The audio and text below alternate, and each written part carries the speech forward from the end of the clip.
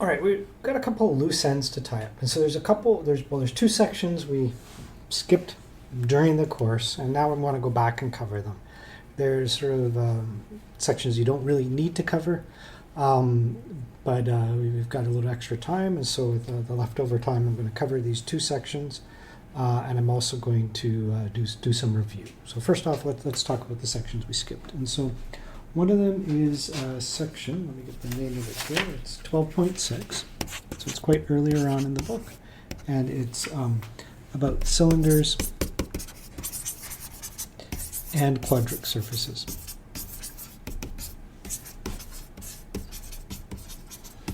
Okay, and so basically it's some there's a lot of curves in two dimensions that you know names of, you know how they look and so on, like parabolas, hyperbolas, circles and stuff like that. So we have things like circles, ellipse, parabolas. These are all familiar curves, right? Hyperbolas, hyperbola. What we're going to do is go into surface. So we're going to get these are curves. These are all curves in R2. We're going to go to some kind of version of this, which is going to be a surface in R3. Okay, so I don't mean some kind of map, some kind of analog, right? So we're going to move from curves in R2 to surfaces in R3. And we're going to talk about similar kinds of surfaces, what they look like. Okay, that's the subject of section 12.6. All right, so first, the first thing there is what's called a cylinder. So a cylinder, so for our purposes, what it is, we're going to have some equation describing a surface. So we're going to have some f of x, y, z equals 0. And by a cylinder, what it means is we're just going to forget one of the variables. So this really, f of x, y, z, it's missing one of x or y or z. Okay, that's what we're going to mean by a cylinder right now. So let's start off with just suppose z is missing. Okay, so we're going to look at this equation in R3, the solutions to this equation. Okay, so let's start off immediately with some examples.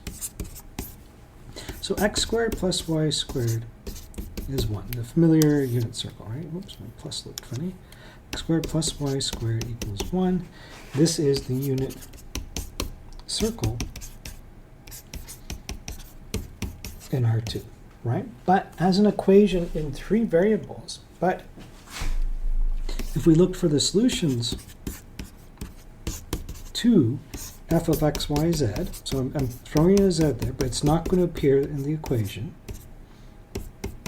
Right? Well, okay, let's do it the way -1 is 0. It doesn't really matter. It's equals 0. Let's say we have that function, and it doesn't depend on z. There's no z in it, right? What does this look like? Well, any z works, right? Z isn't there. So any z works for, if we have a point, right, like say AB is in the circle, the unit circle. Right? So what does that mean? Well, quite simply, we're going to have the usual unit circle in the xy plane, and we can take any z value we want. Okay? So this is the usual x squared plus y squared is 1 in the xy plane. We get these lines, we have lines because we can use any z value. Right? So for instance, things like for any theta, cos theta, sine theta, arbitrary z. Okay, this will be some point here. All right, so that's called a cylinder, and it looks like a cylinder. It looks like a tin can, although like we do like a line in. We talk about a line being kind of infinite. We usually think of a line as an infinite thing. Same with the cylinder. We think of the lines as having infinite extent and going on. Because we're just looking for the solutions to this equation in 3 dimensions. Okay. So we've added a dimension, but we have our new variable doesn't depend on it. Okay, so there's some variations on this we can do. So I said we're removing a variable. Well, okay, maybe first we could do, let's say we have f of x, y, z is 0, doesn't depend on z. It means there's no z in the equation. And so this is really f of xy is 0. So it's some curve in, I mean, it doesn't have to be a graph. It could be some funky curve in, so this is some curve f of xy equals 0 in the, whoops, I'll put y over here usually, y in xy plane, right? Okay. Then what's happening, we're adding a z, so basically we're going to get these infinite lines kind of on top of this, right? So we end up getting the same kind of thing as before. I'll try to draw it, a similar looking guy, something like that with these lines. And that's what we get. And this is called a cylinder. It could be some kind of complicated equation here. We get some kind of cylinder. This is a cylinder. It doesn't look like a tin can anymore, but it has all these lines. Okay. And so another thing we could do is, another variation is we could get rid of one of the other variables. So we could say xz equals 0. Or let's say xz is 1. Okay. Well, if we draw that in the xz plane, that's the hyperbola like this, right? And now what we're doing is adding y lines to it. So if I draw this, I'm going to have the hyperbola. This is my y, x, z axis. So I'm going to have a hyperbola like this, and then down here there'll be another branch of hyperbola like that, and then I'm going to move in the y direction arbitrarily, right? So geometrically we have this thing here with these hyperbolas. So there's a big sheet here, and then underneath there's a similar looking thing. There's this curve. It's like taking a piece of flat metal and bending it or something. Like so, or a piece of paper. Yeah, I mean, I can show you what it looks like. It's going to be just a piece of paper. And you have a piece of paper like that, right? And so the x and the z axes are over here, and the y axis is going like that. Okay, which you can't see very well, but anyway, it's going like that behind the paper. And there's another piece of paper down below, and the other behind the y, where the y-axis is here. Which you probably can't see very well. Anyway, that's what that looks like. And so we don't have to get. This means we're missing the y variable, and we get a bunch of lines that go along the direction of the y-axis. Okay, so we're missing y, and so we get lines. They're parallel to the y-axis, and so on. Okay, so these are called cylinders. So there's a lot of them, and we're just missing one of the variables. Okay, that's really it for cylinders. The next thing in this section is quadric surfaces. Okay, so let's just recall what happens in 2 dimensions. Okay, so in R2, so first of all, we have, this is going to be like conics in 2 dimensions. So these are in R3, so let's just first recall conic sections, they're called, in R2. Okay, this is the sort of easier down a dimension version, but I just want to recall that. And so we have classification. We have ellipses. These are of the form x over a squared plus y over b squared is 1. We have hyperbolas.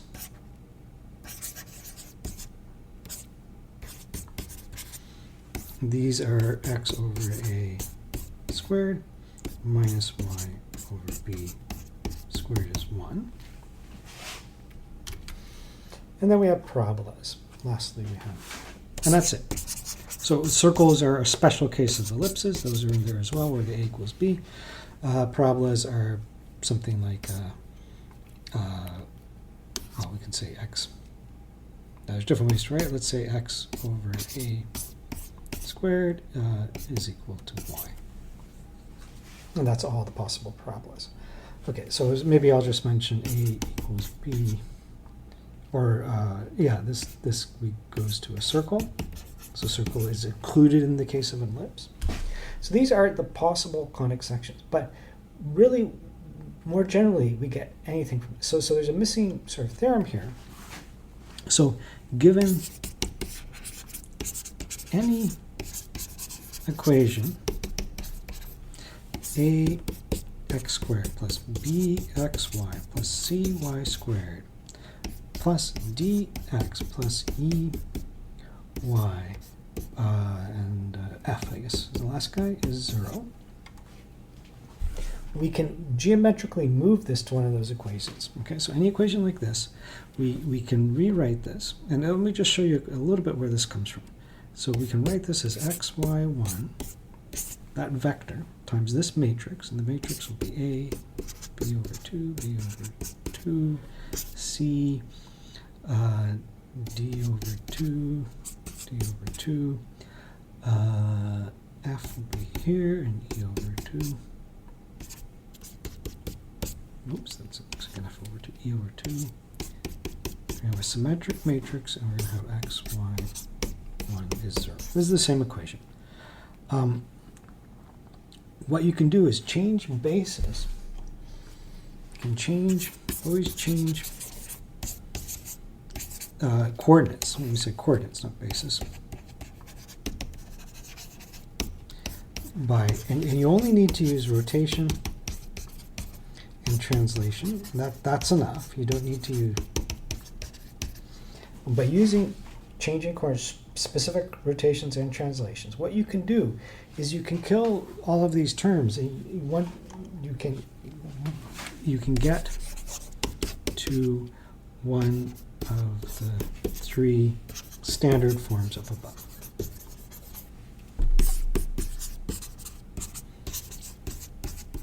Okay, so given an arbitrary one of these guys here, I can rotate. I can get rid of this xy term here by rotating, depending on the signs, because it'll depend. I can get rid of the x and the y maybe. If it's a hyperbola or an ellipse, I'll be able to get rid of the x and y. If it's a parabola, I won't, but I'll keep one of them. I can get rid of one, but not both, and that's why we have this y over and we lose the x.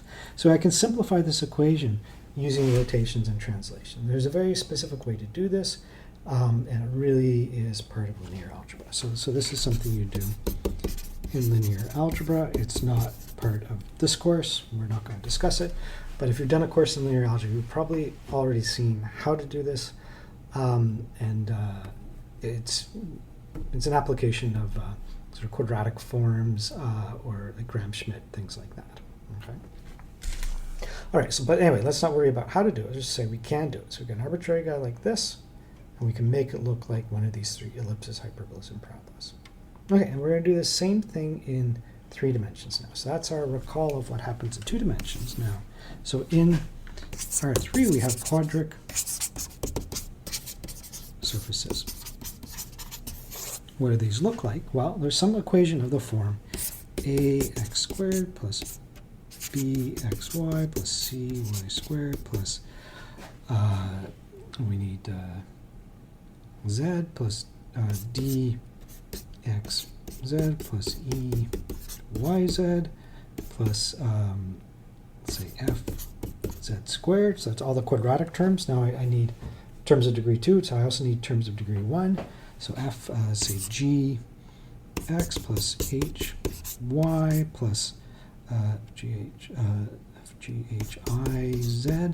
Okay, and then lastly I need a constant. So those are my linear terms, and I need a constant, so we'll say j is 0.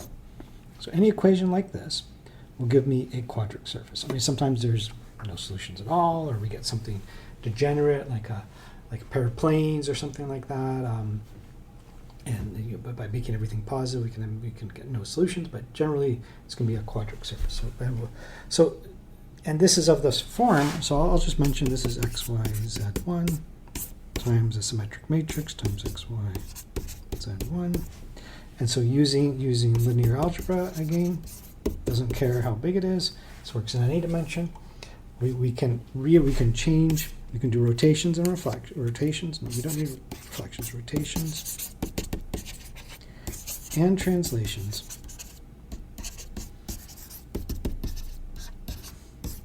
to a standard form.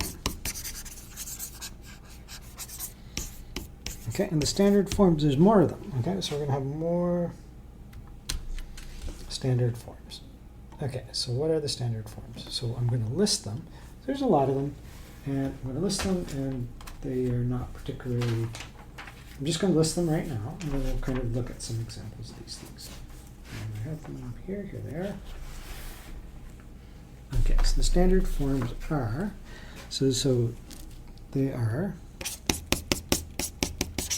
ellipsoid, okay, and here we have x over a, y over b, excuse me. Okay, so this is like the equation of a sphere, modified a bit, deformed a bit. So it just like an ellipse is related to a circle. This is going to look like something like that. It's some kind of like egg or football kind of shape. Maybe more like a rugby ball than a football, but something like that. So that's the first case, an ellipsoid. All right. Next, we also have, so there's a bunch of cases, and they really depend on the signs here. So here we're assuming things about what signs appear. So, but there's different sign patterns that we can get. So let's look at the next one. There's a hyperboloid of one sheet. So there's two kinds of hyperboloids. There's a hyperboloid of one sheet. And the hyperboloid of one sheet is x squared, x over a squared plus y over b squared minus z over c squared is 1. And the hyperboloid of one sheet is these smokestack kind of things. So they look like, that's a terrible picture, let me try again.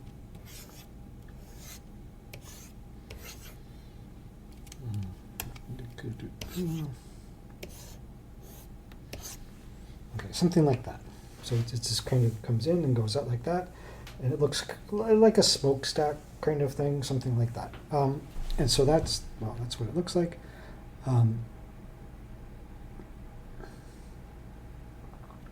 Yeah. So for instance,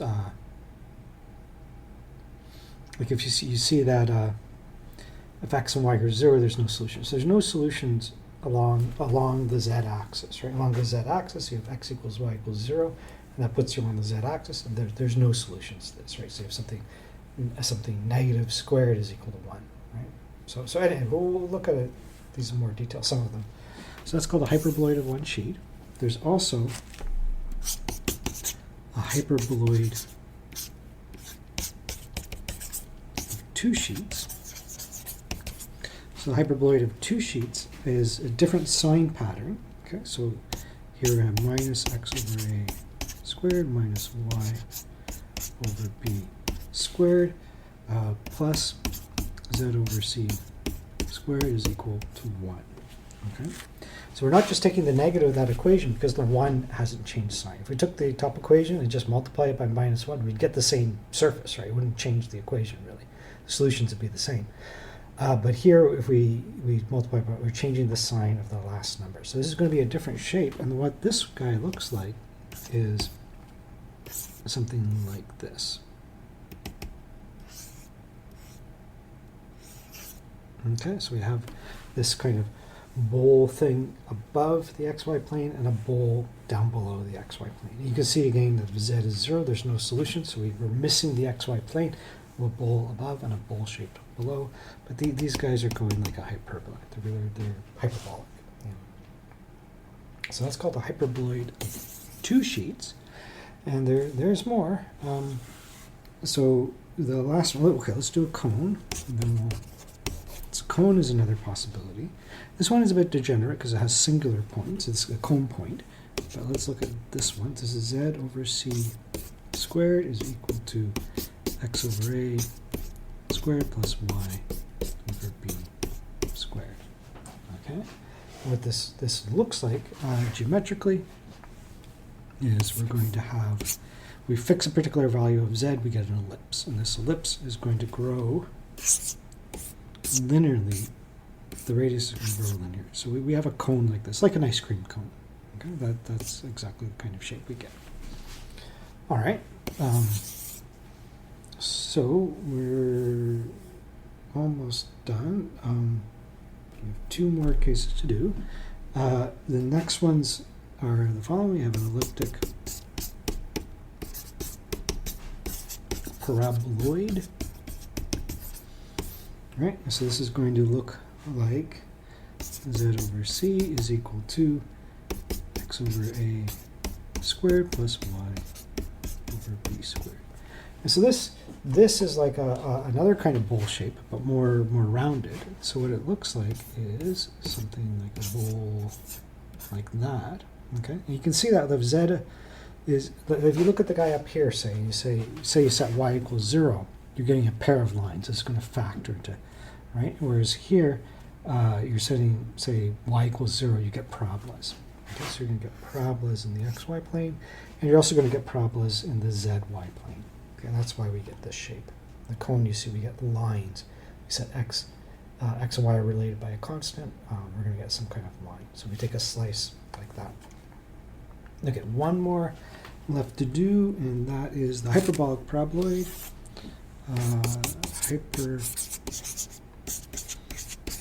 Hyperbolic paraboloid. This is the last possibility. It's always hard to draw, but let's write it down. Z over c is x over a squared minus y over b squared. So you see, if z is constant, what we're getting is a bunch of hyperbolas. Okay, so we try and draw this. It's going to look something. So it looks like a saddle, and so we're going to have we get a saddle point right here. So it's going to go up along the y direction, and we're going to have this kind of thing like this, and it's going to go like this and like this.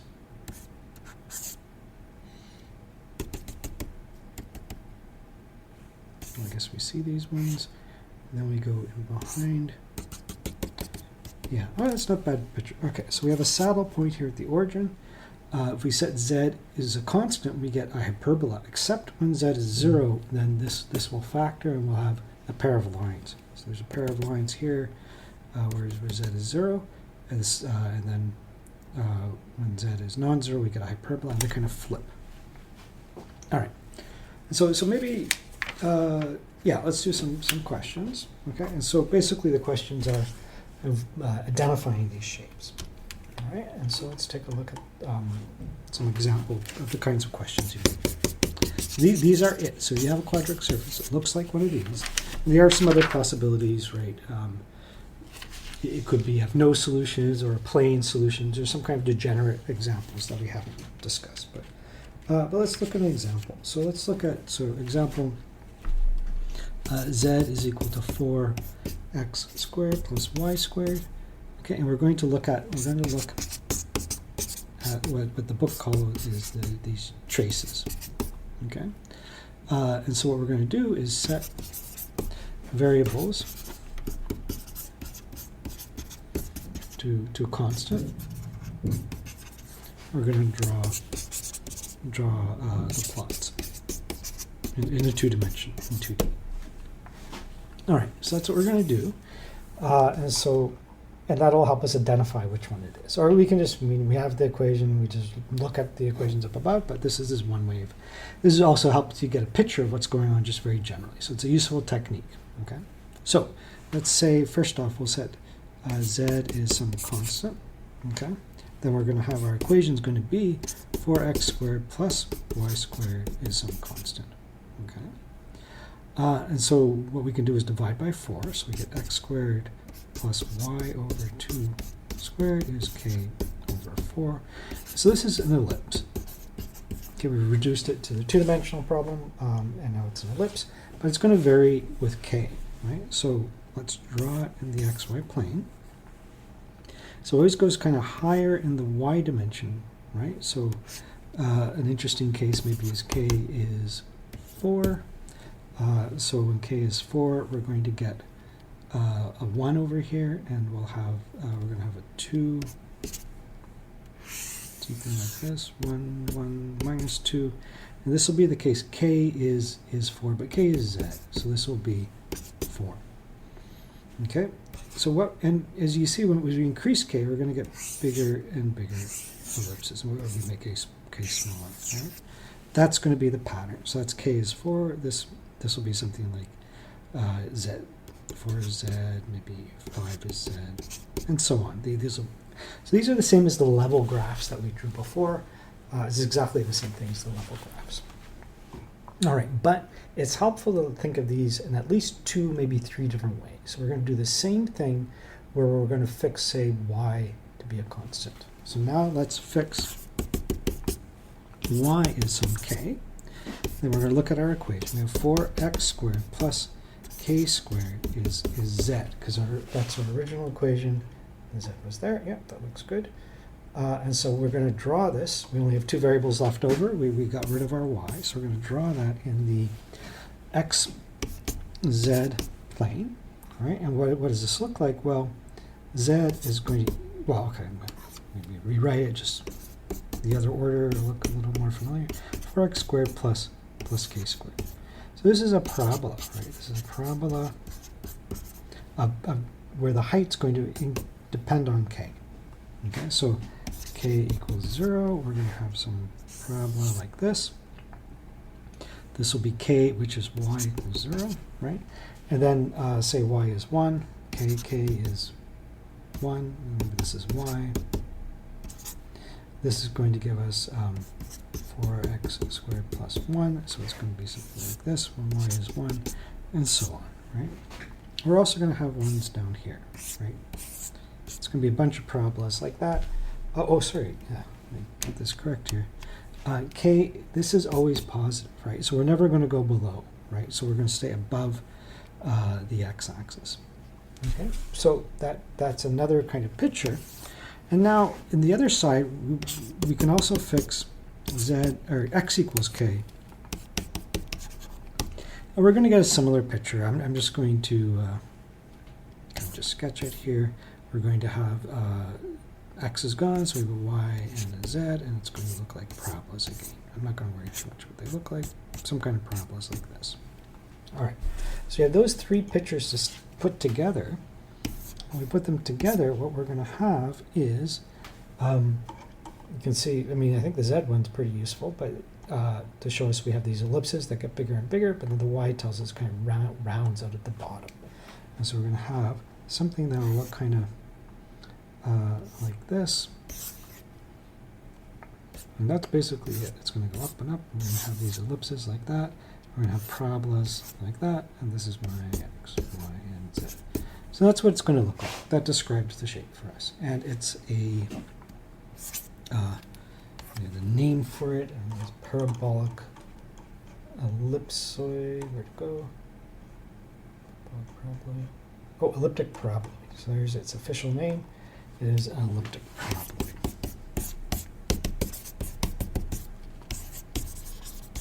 So it's part ellipse, part parabola, a paraboloid. Part ellipse, part parabola. Okay, let's look at maybe one more example of this kind of thing. So I'm going to look at another example.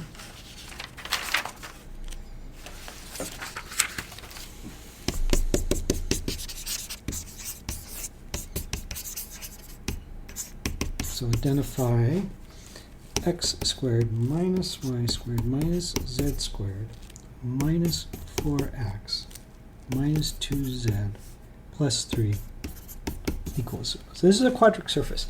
And so this is not in one of the standard forms, and so we have to do rotations or translations to fix it.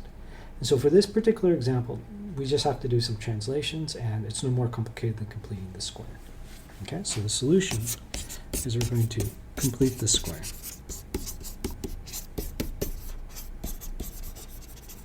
To get rid of these guys. These are the ones we don't like. They don't appear in very many of these equations, so we have to get rid of them. To do that, we're going to complete the square. Okay, so let me just do that. We're going to take x squared minus 4x, and then I'm going to add a 4, right? So add a 4 and subtract a 4, and this is going to be a square. Y is fine. Okay, and then I'm going to do the same thing with a minus z squared minus 2z minus 1 plus 1, right? So I'm doing, adding and subtracting this, and adding and subtracting this, and then I have my plus 3 is 0, and that's the same equation, kind of rearranged a bit. Okay, the point though is now these things become a square, so I have x minus 2 squared, right? That's this stuff. I'm going to bring my extra constants over, so I have minus y squared, and then this stuff is minus z plus 1 squared, right? That's what we got when we complete the square there, right? That's going to be z squared, 2z and 1, all negative, right? Let's see, I have my, and then I left, let's just bring my constant, I have my minus 4 left over, and my 1 left over, and a 3 left over. All right, well, you see, this is going to go off to 0. We're going to have x minus 2 squared minus y squared minus z plus 1 squared is 0. That's what we get. All right, so which one of these shapes is this? Well, if you compare it up to above, it's a cone. This is going to be a cone, and it's pretty similar to the cone we wrote above. I mean, the simplest cone is just sort of say z squared. So let me just draw that one. Z squared is x squared plus y squared. That's the cone that would look like this. Okay, and what we've got is something very similar, except the role we're flipping around the x, y, z, and we're applying a translation. Okay, so let's look at what we're doing geometrically to this. Okay, so that's that cone. Our cone is going to be x minus 2 squared is y squared plus z plus 1 squared. So before we do the translation, you'll see that the x is going to be the special one. So this cone here is centered along the z-axis. This is going to be centered along the line where x is going to be kind of our leftover variable, and over here we're going to be centered where x-axis, this is x equals y equals 0, and over here we're going to have y equals z plus 1 equals 0. That's going to be the axis of the cone, right? So our cone is going to have that axis in it, which is going to be parallel to the x-axis and lowered. And also we were translating, so the center, this has a special point here, 0, 0, 0, right? And so this z-axis is going to this line, and the point 0, 0, 0 is being translated to x will be 2, y will be 0, and z will be 1, right? You see that from there. So z will be minus 1, right? And so what's happening is our cone point, we're going to have our cone point is going to be 2 over in the x direction and 1 down in the z direction. So we're going to have a cone point there. There's going to be an axis here that goes through the center of the cone, and our cone's going to open out into the x direction. So it's going to look something like this. That's what our cone will look like. All right, and so that's a translation of a regular cone. And I think, yeah, let's maybe just do one more question. No, well, okay, that's the same as, not that different from before. So let's stop now. I think that's plenty. So that's the end of that section, and then there's one more kind of leftover section we didn't cover, and I'll talk about that in the next video.